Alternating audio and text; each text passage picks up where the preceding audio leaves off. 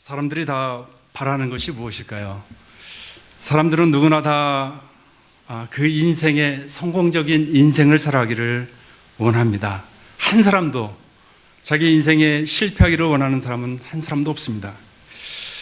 그러나 정말로 현실적으로 우리가 경험하는 인생은 실패한 인생들이 너무도 많이 있다는 것입니다.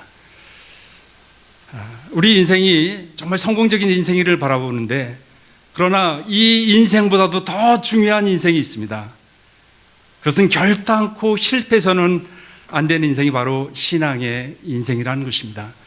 물론 그리스도인에게 있어서 신앙의 인생, 또 성공적인 인생, 그것은 나누어지지 않습니다. 곧 인생이 신앙 인생인 것이죠. 그래서 우리의 인생에 있어서 이 신앙의 인생은, 신앙생활은 결단코 실패가 없습니다.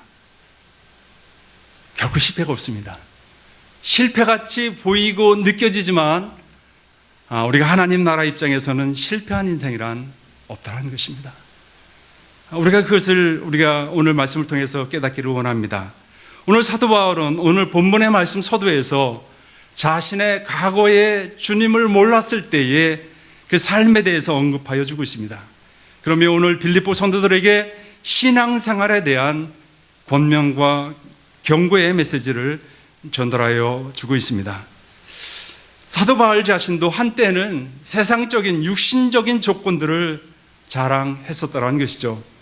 오늘 5절 6절 말씀에 보면 그런 말씀을 사도 바울이 처음 언급하여 주고 있습니다. 내가 8일 만에 할례를 받았다.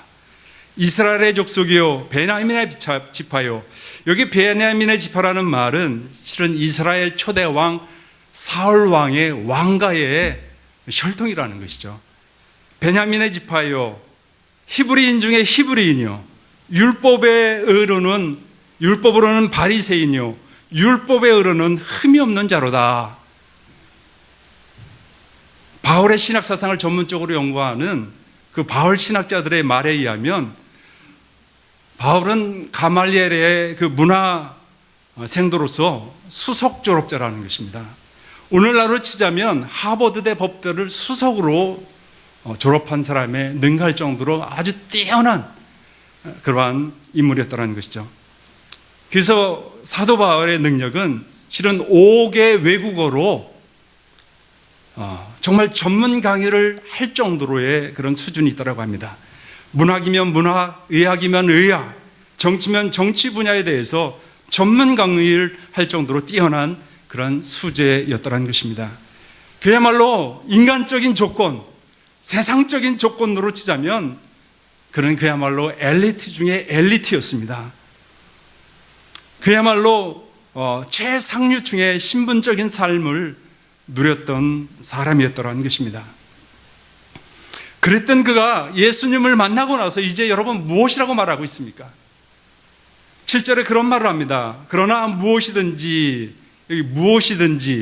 이전에 자기가 누렸던 그런 삶들, 자기가 쌓았던 소위 스펙이라는 것들, 무엇이든지 내게 유익하다는 것을 내가 그리스도를 위하여 다 해로 여길 뿐더러 8절에 배설물로 여긴다라고 고백하고 있는 것을 볼 수가 있습니다.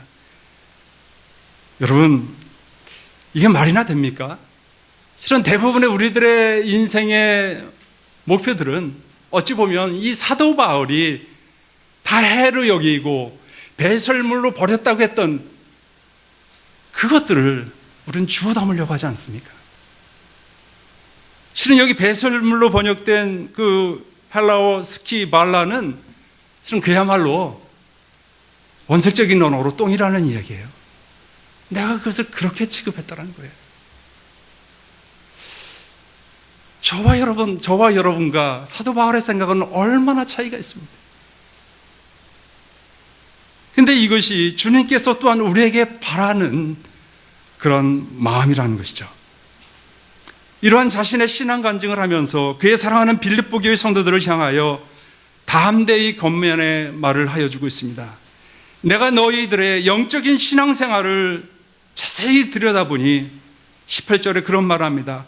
여러 사람들이 그리스도 십자가의 원수로 살아가고 있다. 빌립보 교회 안에 십자가의 원수로 살아가는 자들이 있다라는 것입니다. 그렇게 질타하면서 17절에 말합니다. 형제들아, 너희는 함께 나를 본받으라 라고 담대히 사도 바울은 선포하고 있는 것입니다. 여러분, 그렇다면 오늘 사도 바울이 자신을 본받아 신앙생활하라고 말하고 있는 성숙한 신앙생활의 요소는 무엇을 말하는 것일까요? 저는 오늘 본문 말씀을 통하여서 세 가지 그 요소로 다 살펴보기를 원합니다. 첫 번째 요소는 신앙생활의 방향성에 관한 것입니다. 사도 바울의 인생이 이렇게도 360도 전환하게 된 그런 코페르니쿠스적 인식의 전환의 여러분 동기는 무엇이었습니까? 사도 바울의 인생이 이렇게 360도 전적으로 바뀌게 된 그 동기가 여러분 어디에 있습니까? 예수 그리스도에 있습니다. 다메섹 도상을 걸어갈 때에 그날도 예수를 믿는 자들을 잡아서 옥에 가두게 해서 가는 그날에 예수가 다메섹 도상에 나타나 사도 바울을 만나게 된 것입니다. 사도 바울이 그때에 예수를 만나고 나서 예수를 깊이 연구합니다.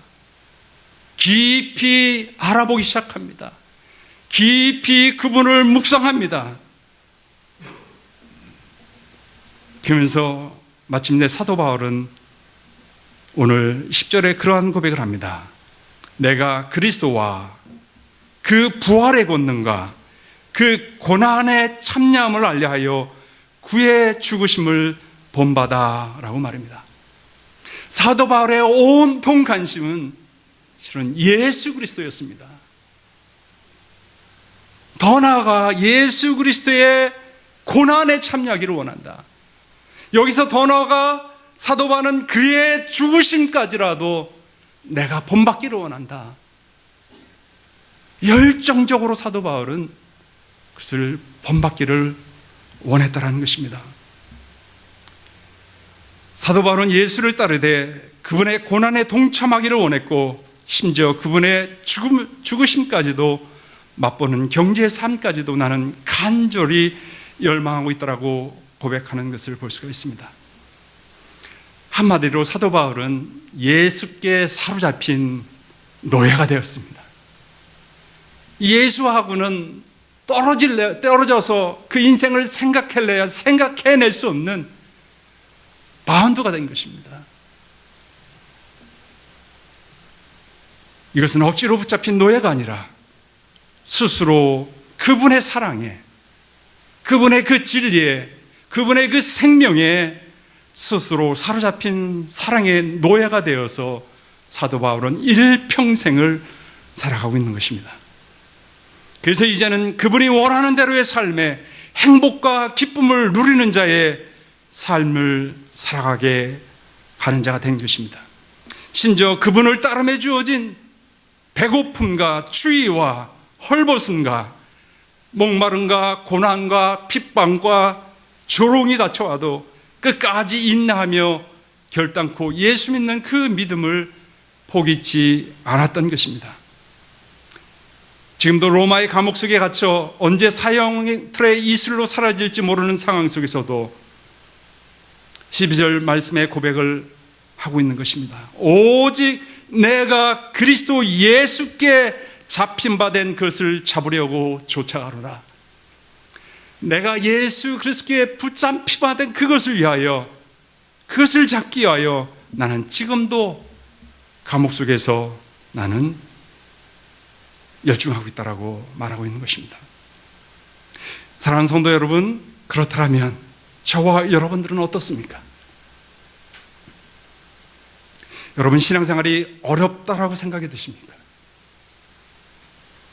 아니면 때때로 신앙생활이 너무 부담스럽다라고 생각이 드십니까? 신앙생활의 기쁨이 사라져버렸습니까? 그러면서 뭐 신앙생활이 다 그런 거지, 그렇게 자유하고 있지는 않습니까?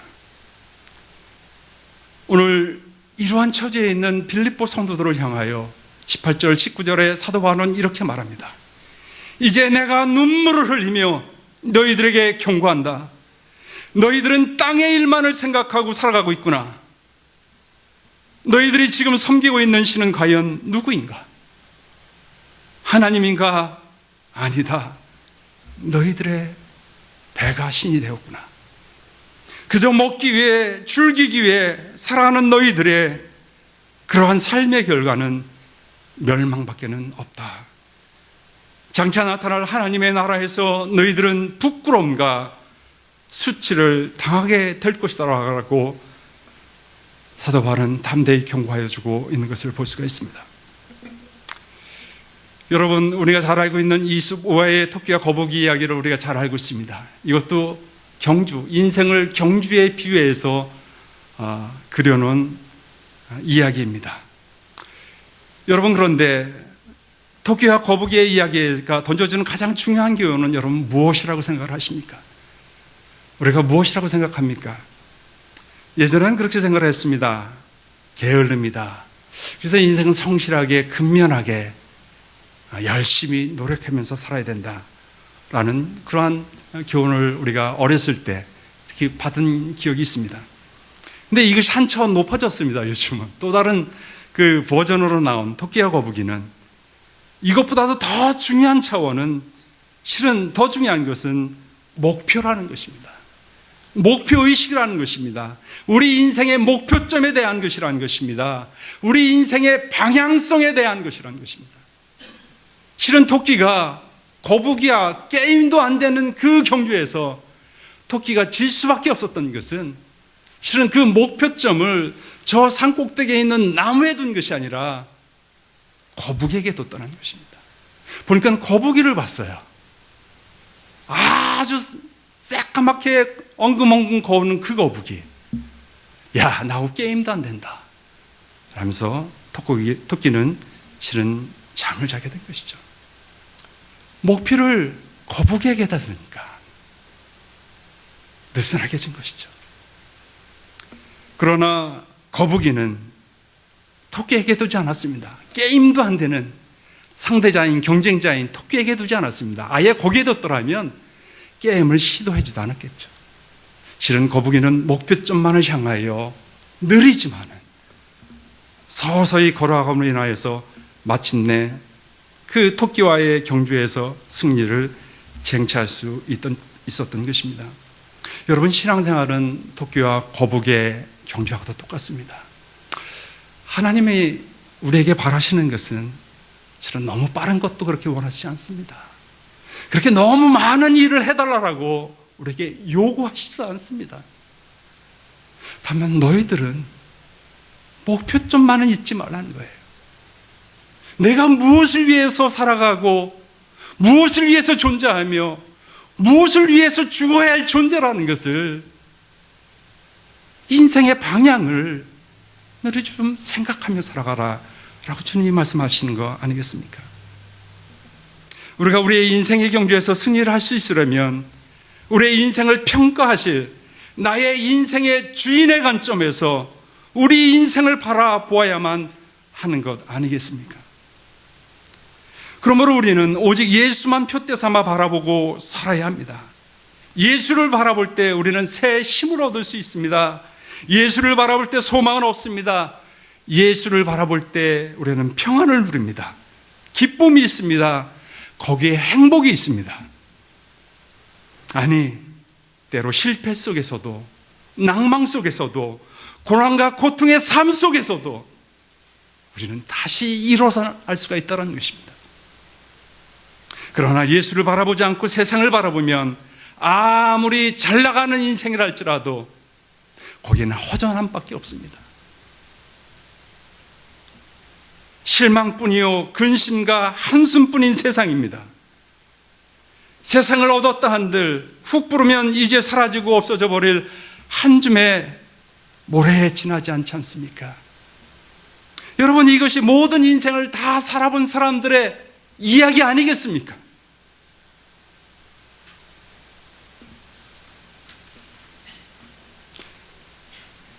사도 바울은 히브리서 12장 2절에서 그렇게 말합니다. 믿음의 주요 온전케 하시는 이인 예수를 바라보자. Fix your eyes on Jesus Christ. 너의 눈을 예수에게 고정하라고 말씀하고 있습니다. 우리는 너무 세상을 바라보고 있지 않습니까? 그래야만 내가 세상의 성공자가 될 수 있더라고. 여러분, 아닙니다. 정말 우리가 세상에서 성공적인 인생을 살기를 원한다면 사도 바울과 같이 예수에게 집중하십시오. 예수를 바라보십시오. 그분의 인도하심을 따라서 우리의 인생을 방향 설정을 하실 수 있기를 간절히 축원을 드립니다. 우리가 바라볼 두 번째 요소는 신앙생활의 현재성에 관한 것입니다.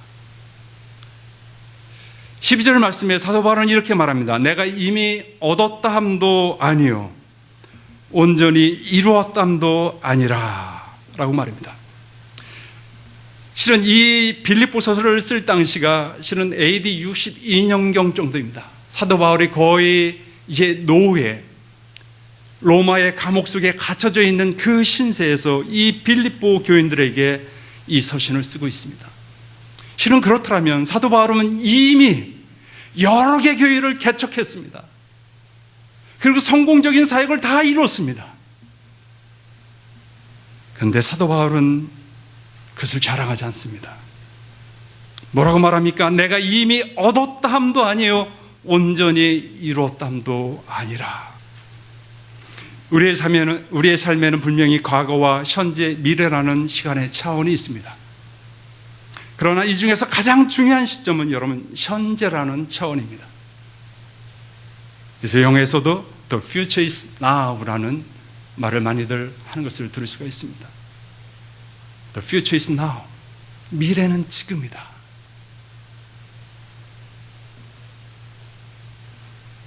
현재 하나님을 기뻐하는 신앙의 삶, 믿음의 삶을 살고 있지 않는데 여러분 과연 어떻게 천국을 우리가 그려볼 수 있겠습니까?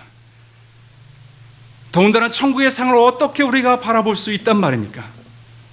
심지어 현재의 신앙의 삶을 살고 있지 않더라면 천국의 삶을 그려보기는커녕 실은 천국조차도 흔들리고 있는지 모르겠습니다.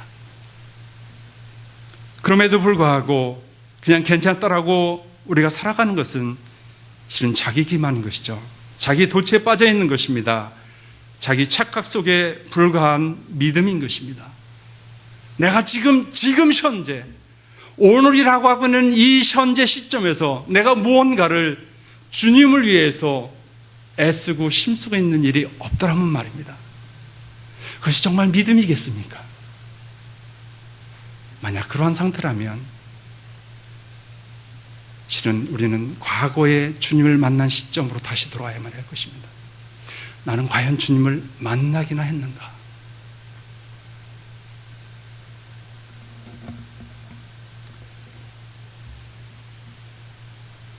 사도 바울은 오늘 말합니다. 13절에서 뒤에 있는 것은 잃어버리고 앞에 있는 것을 바라보고 나아간다라고 말입니다.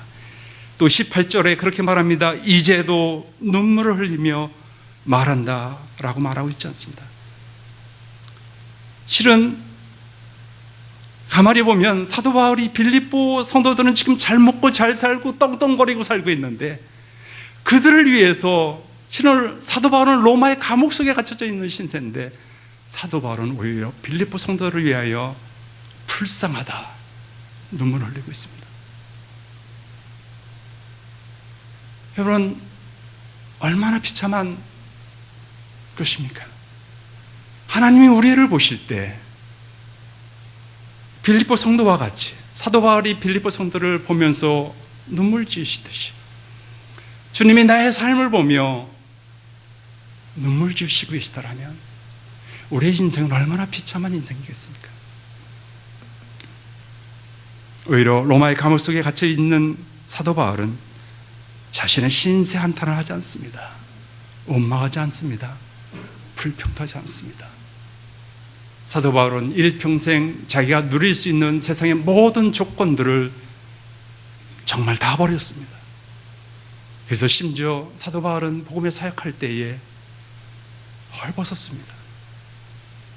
먹을 것이 없어 배를 굶주리고 그 광야 추운 여행길에, 전도 여행길에 추위 속에서 덮을 옷도 없는 채 배고픈 거기진 배를 움켜쥐며 잘 때가 한두 번이었겠습니까? 추위와 배고픔과 동족의 위험과 강도와 구렬과 핍박, 조롱, 실은 그에게 찾아온 것은 하나님이 그에게 주신 건 그거였는데 실은 사도 바울은 한 번도 그것에 대해서 원망하지 않습니다. 왜? 그는 예수 그리스도를 발견했기 때문에 그렇습니다. 지금 빌립보 성도들을 생각하며 안타까운 눈물을 흘리고 있는 것은 그리스도의 사랑의 심장으로 뛰고 있는 사도 바울의 신앙의 현재적인 모습을 우리로 보게 합니다. 어떤 사람은 항상 과거에 나도 그렇게 열심히 했어, 나도 알아라 라고 하면서 신앙의 과거 시제 속에서 자신의 신앙을 말하는 사람들이 많이 있는 것을 볼 수 있습니다.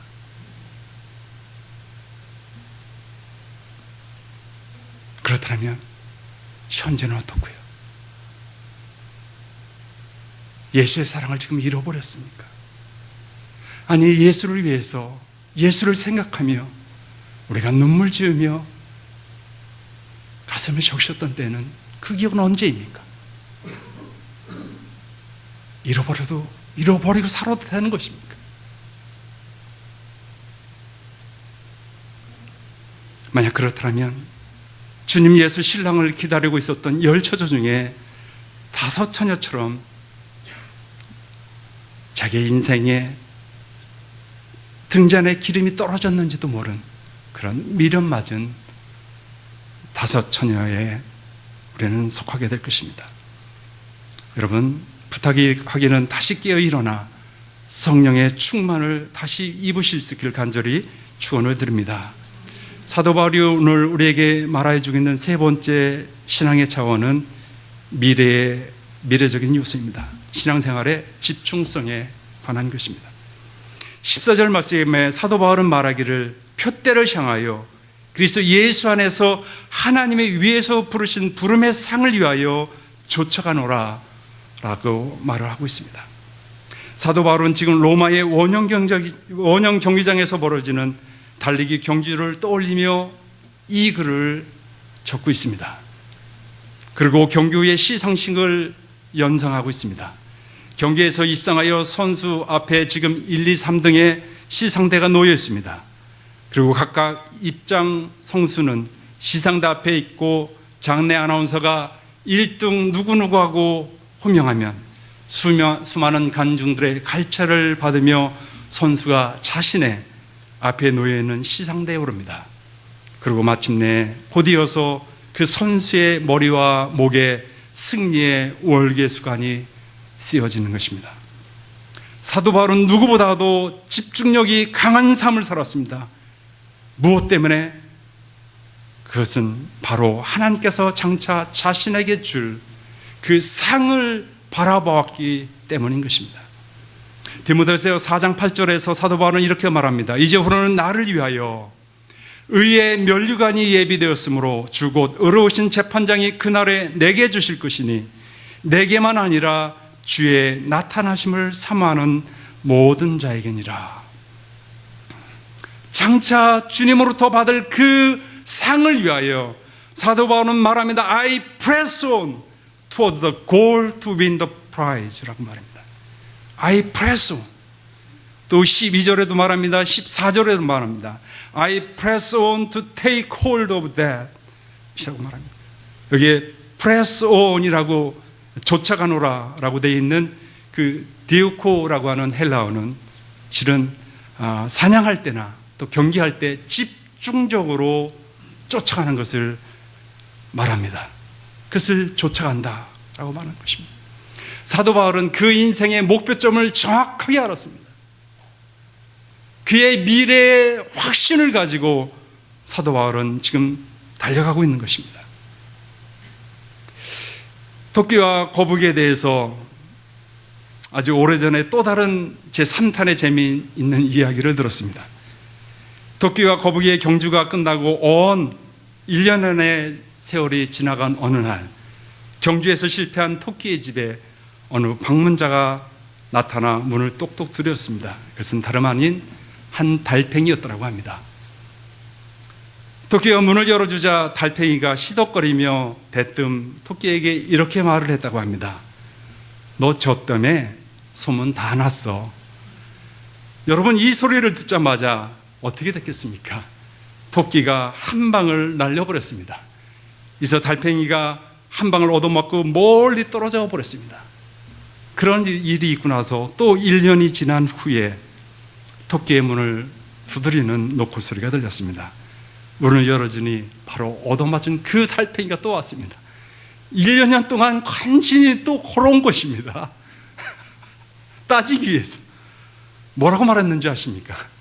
너 시방 나 때린겨? 여러분, 어떻게 됐겠습니까? 또 한 방 얻어맞고 보기 좋게 맞고 심리 밖으로 나가 떨어졌더라는 것입니다. 여러분, 이 이야기는 그저 설교 시간에 한번 웃고 넘어가자 하는 말이 아닙니다. 여기에 저는 중요한 메시지가 들어있다라는 생각을 해보았습니다. 참으로 사소한 것에 우리들은 목숨을 거는 어리석은 모습이 아니겠습니까? 달팽이의 어리석은 모습이 얼마나 어리석습니까? 근데 주님 보시기에 우리가 살아가는 인생의 모습이 이렇더라면 무엇이 중요한지, 무엇을 위해서 살아가야 하는지를 사도 바울이 언급한 그 말씀과 같이 우리가 살아가고 있지 않다면 실은 우리는 달팽이와 별 다름없는 인생을 살아가고 있다라고 저는 생각을 해봅니다. 인생이 도무지 깨달지 못하는 달팽이와도 같습니다. 밀어맞고 고집이 셉니다. 그래서 사도 바울도 말합니다. 이제도 눈물을 흘리며 말한다라고 말입니다. 하나님께서 계속해서 인생을 향하여 진리의 길로, 생명의 길로, 영생의 길로 우리를 부르시는데 우리는 도무지 귀를 기울이려고 하지 않습니다. 신앙의 길에 서지를 않습니다. 신앙의 길로 들었으면 내가 손해를 본다라고 하는 착각 속에 빠져 있습니다. 신앙에 열심하면 내가 손해를 본다라고 하는 거짓된 속임수에 우리는 빠져 있지는 않습니까? 아니면 쓸데없는 자존심, 돌이킬 줄 모르는 고집,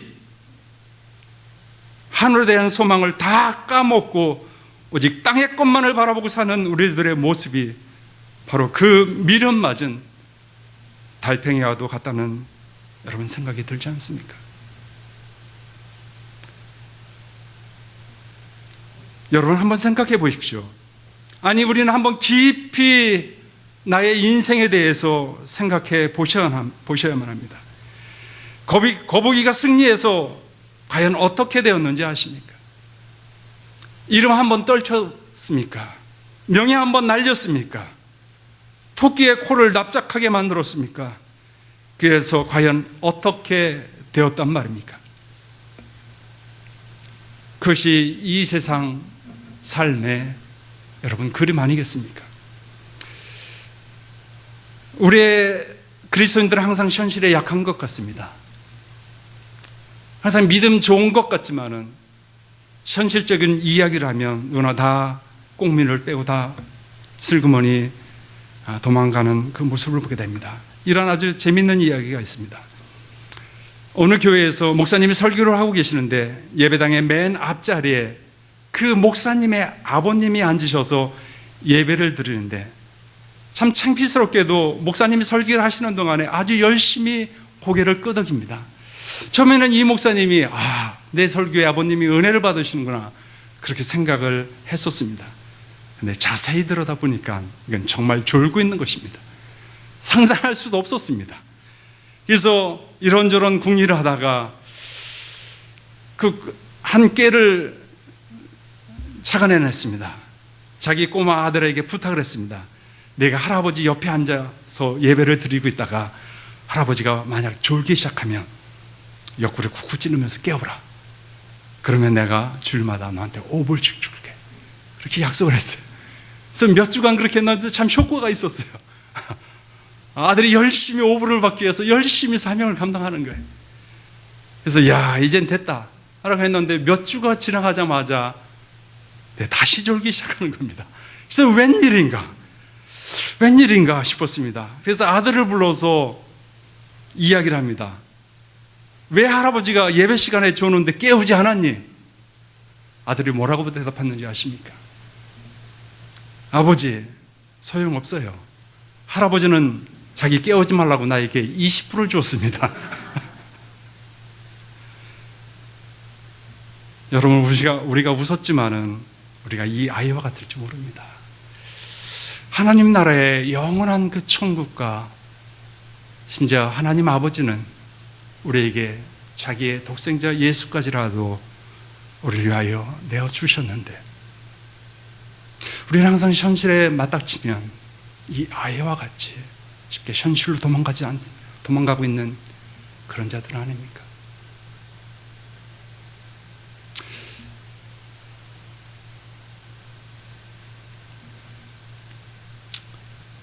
실은 하나님은 우리에게 모든 걸 다 주셨는데 우리는 예수 믿는데 손해본다고 생각하면 우리는 쉽게 도망가려고 합니다.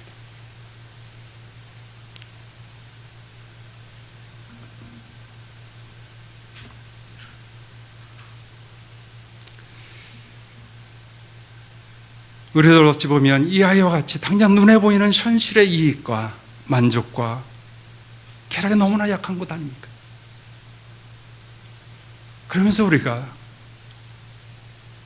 예수의 이름을 말할 수 있겠습니까?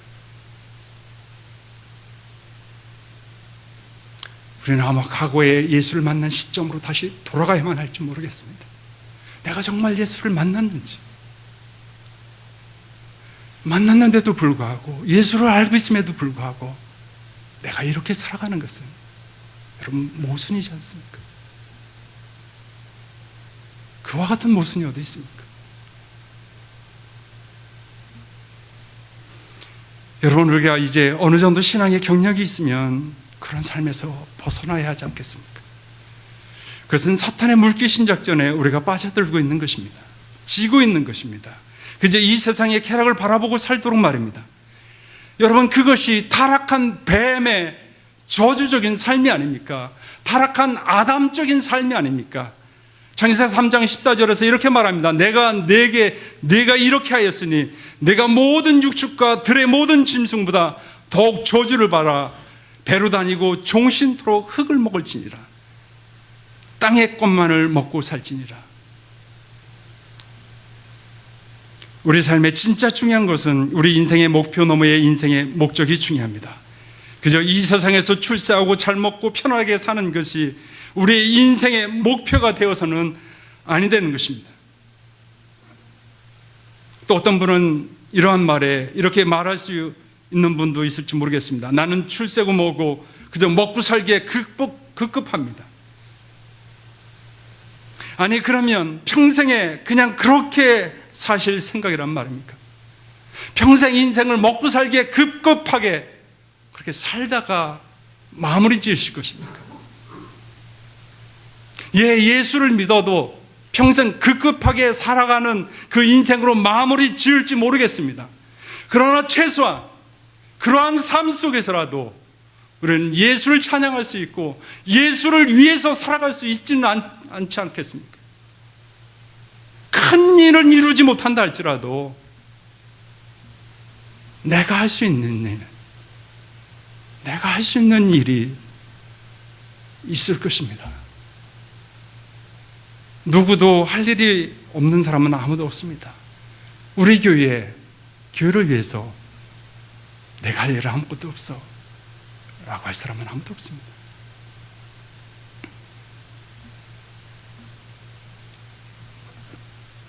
우리의 처한 삶의 상황이 어찌 됐든 우리는 오직 하나님이 우리를 부르신 그 목적을 위해서 우리의 인생을 불태우는 축복된 성도님들이 되시기를 간절히 축원을 드립니다. 사랑하는 성도 여러분, 지금 현재 나의 삶 속에서 한번 상상해 보시기 바랍니다.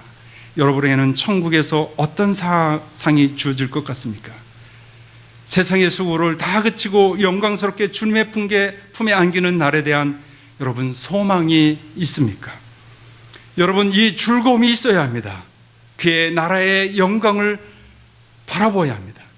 우리의 수고를 다 그치고 천국에서 주님께서 친히 달려오셔서 얘야 수고했다 하며 나의 눈에서 눈물을 닦아주시며 이제는 쉬어라, 이제는 편히 쉬어라 라고 말씀하시며 나를 위해 잔치를 배설하신 주님을 바라보고 나가는 그 모습 말입니다. 근데 이러한 그림은 이 땅에서 눈물을 흘리는 자만이 얻게 될 것이라는 것입니다. 주님을 위해서 눈물을 흘리는 자만이 주님 앞에 서게 될 것입니다. 이것이 미래의 사건이지만 오늘 여기서 꿈을 꾸며 그려보는 것입니다. 이것이 바로 성공하는 신앙생활의 방향성과 현실성 그리고 집중력입니다. 우리 모두가 다 이렇게 믿음의 승리자가 되어서 장차 주님께서 우리에게 줄 승리의 면류관, 의의 면류관, 생명의 면류관, 썩지 않을 면류관, 그 면류관을 다 받으실 수 있는 축복된 성도의 삶을 살아가시기를 간절히 축원을 드립니다. 사랑과 은혜가 풍성하신 아버지 하나님 감사합니다.